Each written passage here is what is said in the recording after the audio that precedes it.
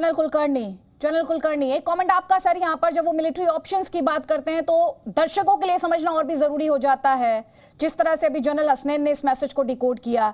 Military options क्या हैं? क्योंकि हिंदुस्तान की तरफ से भी बात करें और चीन की तरफ से भी बात करें तो सैनिकों का डिप्लॉयमेंट है। हम भारत के लिहाज से ही बात करूं तो भारतीय वायुसेना के पराक्रम की जो बात की जाती है तो हमने वहां पर शिनूक को देखा, सुखोई 30, जगुआर, अपाचे हेलीकॉप्टर्स, इसके अलावा पैराट्रूपर्स का अभ्यास हमने देखा, भीष्म टैंक और साथ ही सुखोई फाइटर जेट, जैसे कि मैं बता ही रही हूँ, रुद्र युद्धक हेलीकॉप्टर। अदिति, ये जो अपने सीडीएस का स्टेटमेंट है, किस संदर्भ स्टेटमेंट दिया है वो समझना बहुत जरूरी है। उन्होंने इस जो सवाल जो पूछा गया था उनसे, उन्होंने ये कहा कि जो एलएसी का जो परसेप्शन है उस परसेप्शन में क्लैरिटी नहीं होने के कारण ट्रांसग्रेशंस होते हैं और उन ट्रांसग्रेशंस को रोकने के लिए संधियां हैं और उन संधियों के द्वारा इन ट्रांसग्रेशंस को हम लोग निपटाते हैं और सुलझा लेते हैं।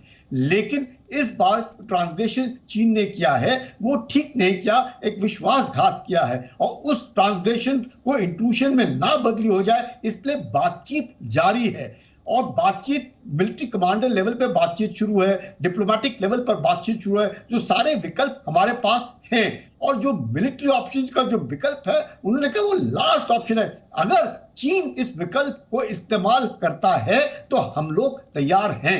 इस संदर्भ में है तो जो जनरल हसनैन साहब कह रहे हैं बिल्कुल ठीक है, हम लड़ाई में नहीं जा रहे हैं, हम लोग सिर्फ अपने मिलिट्री ऑप्शन विकल्प की बात कर रहे हैं। तो उन्होंने सिर्फ ये कहा है कि यस, अगर जरूरत पड़ती है जो विकल्प अगर इस्तेमाल, अगर चीन हमको ये विकल्प थोपता है तो हम तैयार हैं। इस मकसद में उनको देखना चाहिए स्टेटमेंट को। ठीक है, तहसीन पूनावाला पॉलिटिकल एनालिस्ट हैं, हमारे साथ जुड़ गए हैं। तहसीन, ये जो तनाव है उसमें जो प्रधानमंत्री मोदी द्वारा कदम उठाए गए, उनकी सरकार द्वारा कदम उठाए गए और आर्म फोर्सेस वाला जो द्वारा जो कदम उठाए गए हैं वो मैं लिस्ट आपके सामने रख देती हूँ। इस तनाव के बाद से सेना को खुली छूट है, साफ कहा गया है, बराबर चीन के बराबर ही सैनिकों की तैनाती है, सुखोई तेजस फाइटर जेट तैनात हैं, भीष्म टैंक, इसके अलावा बोफोर्स की जो तोपें हैं वो तैनात हैं।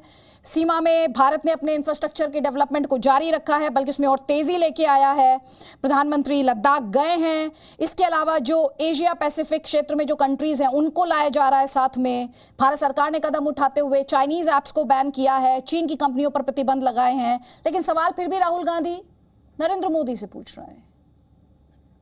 अगर नरेंद्र मोदी साहब प्रधानमंत्री रहेंगे तो सवाल उन्हीं से पूछेंगे, सवाल अदिति से तो नहीं पूछ सकते। मैं संक्षेप में जवाब दे देता हूँ। देखिए, जो हमारे सीडीएस ने कहा वो बिल्कुल सही कहा, उनका समर्थन करते कि भारत की सेना पे पूरा भरोसा है।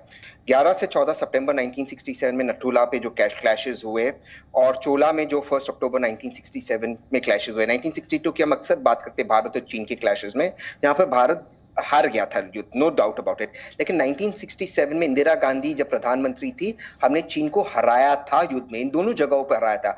इसके बाद भी जब अरुणाचल प्रदेश को मरूम राजीव गांधी जो शहीद थे देश के लिए, जब उन्होंने फुल स्टेटहुड दिया, चीन की सेना आ गई थी, चीन की सेना को पीछे जाना पड़ा। ये 1985 की बात, 1985-1986 की बात है, 84 से 86 चीन की सेना को पीछे जाना पड़ा। हमने चीन की सेना को 2 बार हराया है, तो भारत की सेना पे पूरा भरोसा है। जनरल स्वागत सिंह ने लीड किया था। लेकिन आज जी न्यूज जो देश का नंबर 1 न्यूज चैनल है, इस पर जब ताल ठोक कर यह कहा गया कि चीन भारत की धरती पे नहीं है, लेकिन आज हमें पता चला है फिंगर 4 टू फिंगर 8 पे चीन अब भी मौजूद है और गलवान लेक और गलवान वैली में अब भी चीन का कब्जा है और चीन उसे कंट्रोल कर रहा है, जो 1962 से हमारे पास था। तो कहीं ना कहीं सवाल तो उठे कि प्रधानमंत्री ने झूठ क्यों कहा टीवी पर आकर के नहीं, चीन ने घुसपैठ नहीं किया। चीन इस वक्त भारत की टेरिटरी पे फिंगर 4 टू फिंगर 8 पे हम पेट्रोलिंग नहीं कर सकते, जो हम फरवरी में कर रहे थे, न पानी से न सड़क से। आरती टिक्कू, मैंने सारे स्टेप्स इनको बता दिए जो मोदी गवर्नमेंट द्वारा उठाए गए। सीडीएस के स्टेटमेंट का ये समर्थन करते हैं, लेकिन सरकार से इनके सवाल है, सीडीएस के स्टेटमेंट का समर्थन करते हैं। ये दोनों चीजें एक साथ कैसे खड़ी होती हैं, कैसे जुड़ती हैं? देखिए, क्लियरली पॉलिटिक्स है और पॉलिटिकल पार्टीज का काम ही यही है कि वो एक दूसरे की टांग खींचे। बट इट्स वेरी अनफॉर्चुनेट कि इन जैसे मौका है और जिस तरह की सिचुएशन एलएसी पे रही है लद्दाख में काफ़ी समय से, जून से, तो उस पे भी ये पॉलिटिक्स कर रहे हैं, बहुत ही अनफॉर्चुनेट बात है। लेकिन इसमें जो आज जनरल रावत का जो स्टेटमेंट है, आपको इसको कॉन्टेक्स्ट में समझना पड़ेगा। वो चाहे ऑपोजिशन पार्टीज हो या रूलिंग पार्टी हो या कोई भी हो, कॉन्टेक्स्ट देखना पड़ेगा कि ये किस कॉन्टेक्स्ट में कहा गया है। एक तो ये कि आप ये मत भूलें कि चीन ने जितना भी जो एग्रेशन दिखाया है, LAC पे दिखाया है, साउथ चाइना सी में दिखाया है, ये सब तब से शुरू हुआ जब से चाइना में वुहान से कोरोना वायरस का जो पेंडेमिक है वो निकल के आया, पूरी दुनिया में फैला और पूरी दुनिया की जो ग्लोबल इकोनॉमी है उसमें एक बहुत ही बड़ा एक कोलैप्स, नियर कोलैप्स जो हुआ वो इस कोरोना वायरस की वजह से हुआ।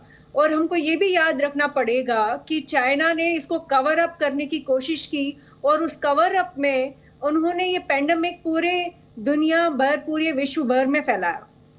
दूसरी बात कि आपको मालूम होगा कि अमेरिका में अभी नवंबर में इलेक्शंस हो रहे हैं, प्रेसिडेंशियल इलेक्शंस हो रहे हैं। तो चीन जो है एक साइकोलॉजिकल वॉरफेयर के अंडर ये एक मैसेज दे रहा है पूरी दुनिया को और स्पेशली इंडिया को कि हिंदुस्तान जो है वो अकेले जंग नहीं कर सकता है चाइना के साथ। तो वो इस बात का भी फायदा उठाना चाहते हैं कि चूंकि यूएस अभी बिजी है इलेक्शंस में, तो इंडिया को डराना चाहते हैं। तभी वो LAC में उनका कोई भी जो है, उन लोगों ने कोई रिकंसिलेशन का अभी वो दिख नहीं रहा है, जो जनरल रावत ने इंडिकेट किया कि बातचीत से कुछ निकल के नहीं आ रहा है। तो वो यही एक डराने की कोशिश कर रहे हैं कि हिंदुस्तान अकेले नहीं लड़ सकता, जबकि सच्चाई ये है और जनरल रावत का जो मैसेज है कि हम तैयार हैं, वो यही एश्योरेंस दिलाने के लिए इंडिया को, इंडियन लोगों को, सिटीजन्स को और बाकी दुनिया को भी कि इंडिया सिर्फ चीन के साथ ही जंग करने के लिए तैयार नहीं है। एक्चुअली इंडिया उस सिचुएशन में भी तैयार है अगर पाकिस्तान, जो कि चाइना को अपना आजकल एलाय मानता है और टू फ्रंट वॉर की जो ये धमकी दे रहे हैं, एक तरफ से चाइना और एक तरफ से पाकिस्तान, उसके लिए भी भारत तैयार है।